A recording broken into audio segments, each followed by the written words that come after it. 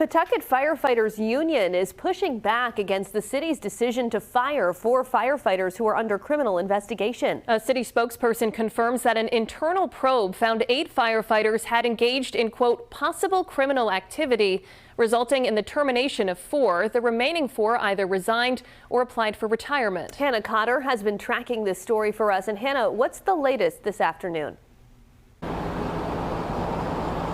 While the city has still not said what the allegations are or who is involved, the head of the Firefighters Union says evidence presented in hearings last week was in the form of text messages from 3 years ago, and that the union will vigorously work to defend those he says were, quote, wrongfully terminated. Questions remain about what happened and who is involved after an internal investigation found 8 Pawtucket firefighters had engaged in, quote, possible criminal activity. Effective Tuesday, 4 have been fired. 4 others either resigned or applied for retirement. The city's attorney, Vin Ragosta, is calling for accountability. I have seen cases that are very atrocious in terms of behavior, but I haven't seen anything to this degree or to this extent.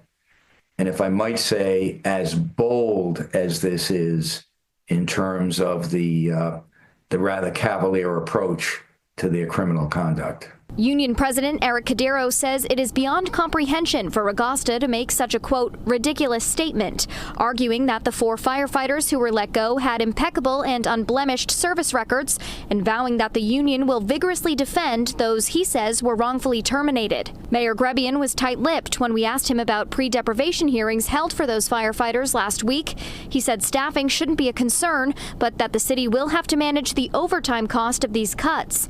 Pawtucket residents now weighing in. I feel very sorry about the families. I also feel bad about the residents of Pawtucket that have to go through this. It's a little disturbing, but there's always 2 sides to every story. I just think it's crazy, it's sad to think that we'd be losing more firefighters because we always need them. They help out with everything, emergency situations, overdoses. So, I'm sure me and other people would like to know what's actually going on under the surface. And I've reached out to the fire chief several times for comment, but have not heard back. Reporting live in Pawtucket, I'm Hannah Cotter, 12 News.